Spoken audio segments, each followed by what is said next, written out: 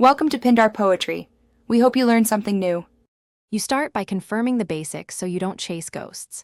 Check Xbox Live status and confirm your network is online. If you see outages, wait. Once connected, sign out of your profile and sign back in to force service refresh. Then grab the device you'll work on, console or PC, and note any error codes shown. Make sure you have power cycling time.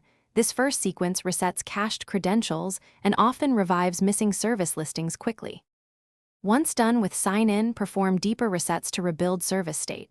On console, hold the power button 10-15 seconds, unplug for 30 seconds, then boot. This clears system cache and re-registers services.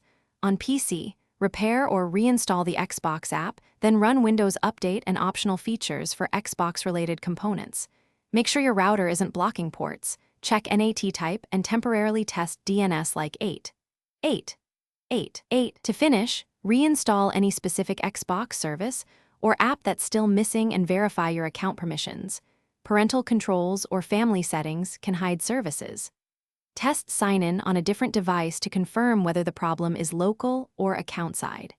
If everything else fails, perform a factory reset as a last resort, but back up your saves and captures first.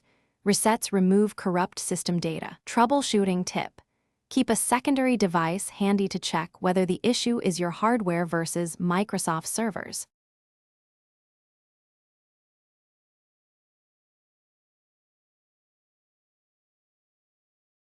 Thanks for watching. Consider subscribing if we helped you.